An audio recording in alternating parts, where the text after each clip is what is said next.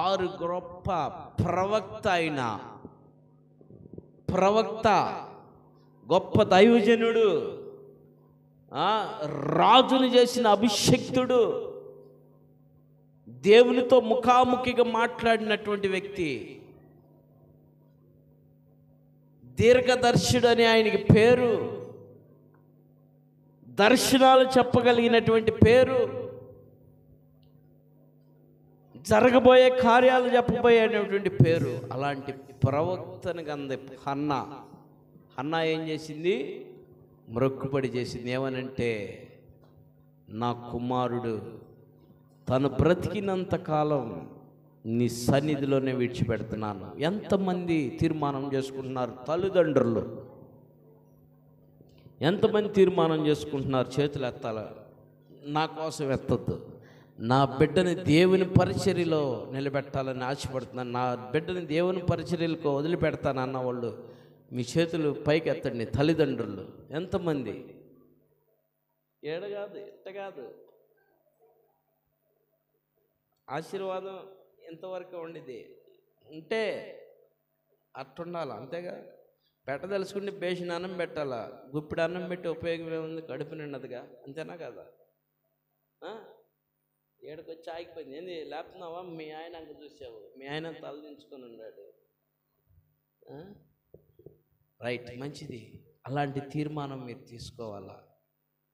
నా కుమారుడు కావచ్చు, నా కుమార్తె కావచ్చు, నా కుమారుడు నా కుమార్తె దేవుని పరిచారకులుగా ఉండాలనేటువంటి తీర్మానం మీరు తీసుకోవాలి. ఎందుకంటే కోత విస్తారం ఉంది, పనివాళ్ళు కొద్దిగా మాత్రమే ఉన్నారు, కొద్దిగా మంది మాత్రమే ఉన్నారు. పిల్లారా, సాఫ్ట్వేర్ ఉద్యోగాలు, గవర్నమెంట్ ఉద్యోగాల కోసం మనం ఎదురు చూస్తాం. సాఫ్ట్వేర్ ఉద్యోగం కానీ గవర్నమెంట్ ఉద్యోగం కానీ ఎవరైనా సరే వచ్చి మా దగ్గర తల వంచాల్సిందే. హల్లెలూయా. ప్రధానమంత్రి అయినా, ముఖ్యమంత్రి అయినా, కలెక్టర్ అయినా, పోలీస్ ఆఫీసర్ అయినా మా దగ్గరకు వచ్చి మా చెయ్యి వాళ్ళ మీద పెట్టించుకోవాల్సిందే. అది దేవుని సేవకుడికి ఇచ్చినటువంటి వరం. దేవుడు గొప్ప వరం. హల్లెలూయా. దేవునికి మనుషులకి మధ్యవర్తులు మేము. సో మనమైతే తీర్మానం చేసుకోలేకపోతున్నాం. కానీ లేక పుట్టాడు. చాలా సంవత్సరాల క్రితం లేక పుట్టినటువంటి బిడ్డ, చిన్న బిడ్డ పాలు విడిచిన తర్వాత 3 సంవత్సరాలకి ఇడుతారట్టుంది పాలు. అవునా కదా? 3 సంవత్సరాలకి ఇక తాగరు. 3 సంవత్సరాల నుంచి అన్నప్రాసన జరిగిన యథావిధి పాలు ఇస్తూ ఉంటారు తల్లులు, అది ఓకే. 3 సంవత్సరాలు కంప్లీట్గా పాలు మానేసిన తర్వాత ఎత్తుకెళ్ళింది హన్న, తీసుకెళ్ళి అప్పగిచ్చేసింది యాజకుడి దగ్గర. ఆ యాజకుడి దగ్గర అప్పగించినప్పుడు ఆ యాజకుడితోనే మాట్లాడలేదంట దేవుడు, సమూయేలుతో, ఆ బాలుడితో మాట్లాడాడు దేవుడు. హల్లెలూయా.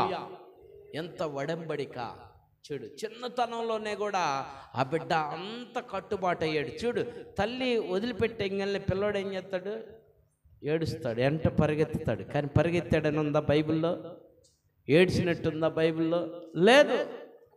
ఏడ్చినట్టు లేదు, పరిగెత్తినట్టు లేదు, నిలబడిపోయాడు. అంటే తల్లి తీర్మానం అట్టుంది. తల్లి ఆ కడుపులో ఉన్నప్పుడే తీర్మానం చేసుకుంటుంది, ఒరే నాన్న నువ్వు బయటకు వచ్చావంటే నా దగ్గర పాలు తాగేంతవరకేరా నువ్వు ఉండేది, తర్వాత నువ్వు వెళ్ళి మందిరంలోనే ఉండాలని తల్లి ఫీడింగ్ ఇస్తుంది బిడ్డకి.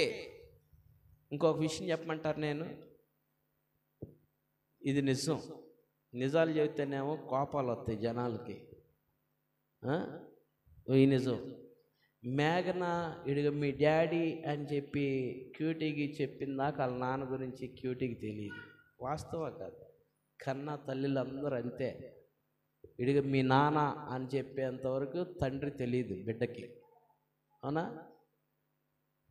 అంటే నేర్పుకుంది, తెలియపరిచింది.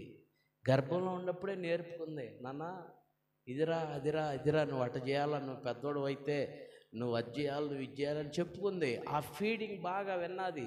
నేను చాలామంది పిల్లలు పుట్టినప్పుడు వెళ్ళినప్పుడు నేను వాళ్ళని అనేవాడిని, హలో బాస్, ఆడపిల్ల అయినా మగపిల్ల అయినా ఒక విజిల్ కొట్టి హలో బాస్ అనగానే వాళ్ళు లేదా ఎట్ట చూసేవాళ్ళు నా ఇంకా నా స్వరం విని. అంటే వాళ్ళకి నా స్వరం